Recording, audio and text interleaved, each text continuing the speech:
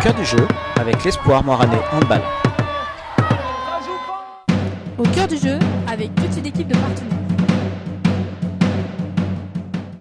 Bonjour à tous, contente de vous retrouver aujourd'hui au Vergeron pour une nouvelle journée de compétition. Ce sera une des dernières puisque la fédération organise une grande trêve qui aura lieu du 11 au 29 janvier à l'occasion du championnat du monde de handball qui se déroulera en France. Ce sera pour nous l'occasion de faire un premier bilan de la nouvelle entente entre notre club et celui de Voiron, ainsi que des équipes seniors. Nous tenterons également d'attraper Valentin Roux pour une réaction à chaud qui l'oppose aujourd'hui à la grosse équipe d'Albertville. Bienvenue à tous, vous êtes au cœur du jeu.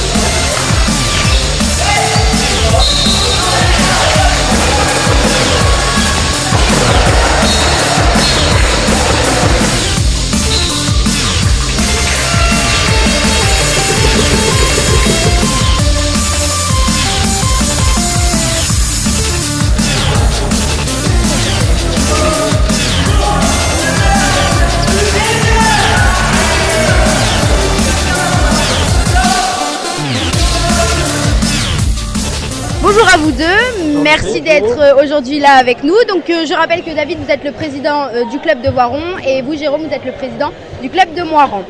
Donc on sait qu'en début d'année, il y a une entente qui s'est formée entre les deux clubs au niveau de la filière garçons.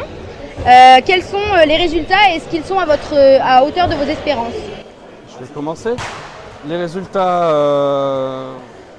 on n'est pas les meilleurs partout, hein. Il ne faut pas se le cacher. On partait un peu dans l'inconnu. L'essentiel, c'est de progresser. Ouais, je pense qu'on avait fixé la barre assez haute pour cette première saison. Et il faut. De toute façon, il faut toujours se donner des objectifs. Et je pense que de toute façon, au fil du temps, l'amalgame se fera de mieux en mieux et ça devrait être une réussite. Et au niveau du Pays Voironnais Handball, est-ce que vous pensez à terme que le club peut devenir un grand bassin de hand et avec un jeu élevé? Nous en sommes convaincus. Je ne dirais pas que nous serons le premier club de l'Isère, mais il faut tendre vers. Ouais, je pense que de toute façon, la création de l'entente était faite aussi pour ça, pour donner des niveaux de jeu à tous les différents enfants, mais c'est aussi tendre vers le haut niveau grâce à un bassin beaucoup plus important. Et au niveau des bénévoles, donc on sait que les deux clubs en possèdent beaucoup. Comment pensez-vous en attirer davantage? Vas-y. Je vais parler au niveau de Voiron, il faut qu'on continue déjà à avoir cette convivialité dans le club, cet esprit de camaraderie.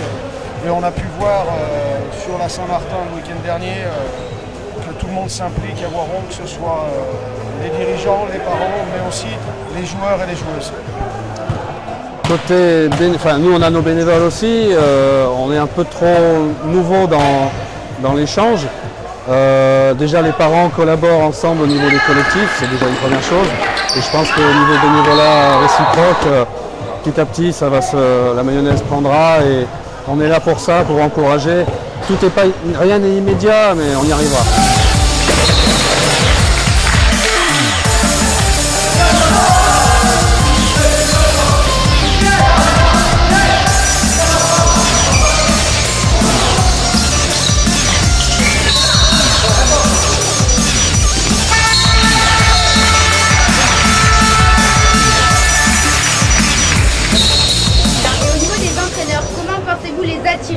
former du coup? À l'heure actuelle, des entraîneurs, on en a assez pour le moment. On a le nombre. De toute façon, pour tous ceux qui le veulent, nous on est pour la formation, donc on leur propose à tous une formation. Parce que de toute façon, c'est qu'en se formant qu'on arrive à obtenir de bons résultats. Dans les deux clubs, on a beaucoup de jeunes qui sont volontaires pour partir sur le coaching, les entraînements. Ils vont rentrer en STAPS où ils sont déjà plus ou moins intégrés sur un collectif sans toutefois recevoir de formation. L'année prochaine, on enclenchera un peu plus, etc. Moi, je ne suis pas inquiet là-dessus. Au niveau du développement du club, comment vous l'envisagez au niveau du sponsoring, de la communication, des subventions? Les subventions, on n'attend plus grand-chose, enfin de moins en moins. C'est d'actualité, on le sait. On bosse à fond des deux côtés sur du sponsoring. Tout ce qui rentre dans un club ou dans l'autre servira à la cause commune à un moment ou à un autre aussi. De toute façon, ça sert à payer les arbitres, les entraîneurs. Dédommager les entraîneurs, payer une partie des transports pour toutes les équipes hors entente. Du coup, maintenant, je vais vous parler des équipes hors entente. Quels sont les résultats et vos espoirs pour ces équipes-là? On n'a pas mis en entente les jeunes garçons, moins de 12 et moins de 14, parce que c'était peut-être certainement un peu trop lourd à gérer. Et puis se faire déplacer les parents des jeunes de Moirans ou à Voiron. On l'a fait pour les filles par la force des choses, parce qu'on n'avait pas assez d'effectifs. Là, on est suffisamment riche de chaque côté pour faire notre formation à part, sachant que moins de 14 et moins de 16, ils seront tous ensemble à un moment ou à un autre. Oui, c'est la même vision que Jérôme. Déjà en moins de 12, en garçon, que ce soit Moirans ou Voiron, on a énormément de joueurs, donc ça aurait été même compliqué, juste sans parler des trajets à faire pour les parents, ça aurait été compliqué vu la quantité d'enfants qu'on a. De toute façon, dès les moins de 14 Accession Ligue, ils se retrouvent. Et puis, on en aura de plus en plus parce que nous, cette année, on explose les compteurs en école de handball puisqu'ils sont 43. Nous, je suis passé ce matin à l'école de handball, ils étaient plus de 30.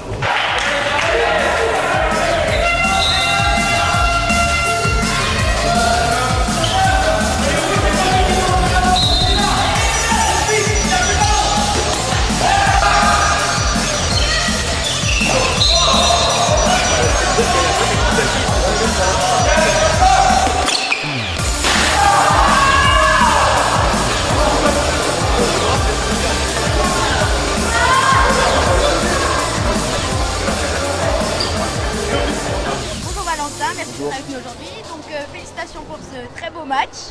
Merci. Est-ce que tu peux nous donner tes impressions sur ce match à chaud là maintenant? À chaud.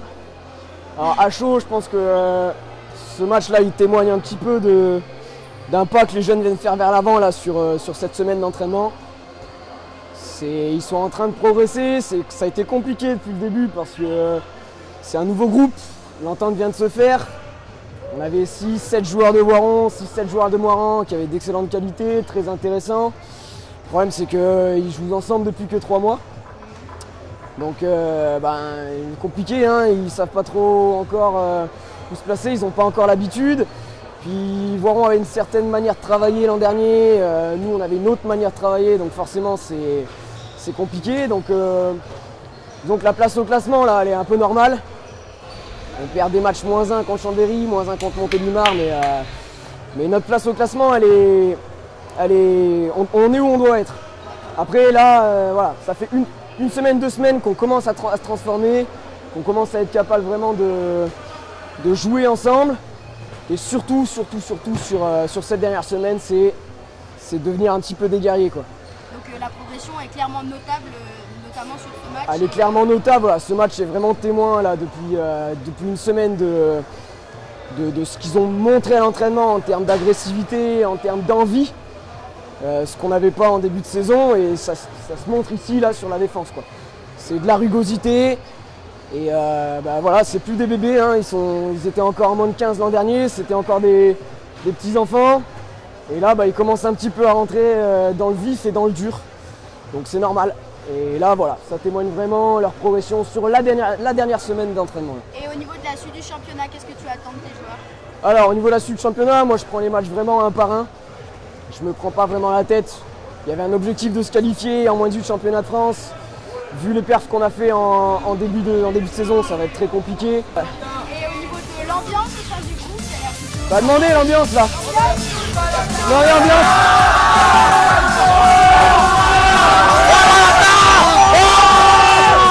Voilà, il ne me reste plus qu'à vous dire au revoir en espérant vous retrouver très prochainement et pourquoi pas durant notre grande journée festive qui se déroulera ici au Vergeron le 18 décembre. Vous pourrez vous essayer au handball avec vos enfants. Alors en attendant, à bientôt pour une autre immersion au cœur du jeu.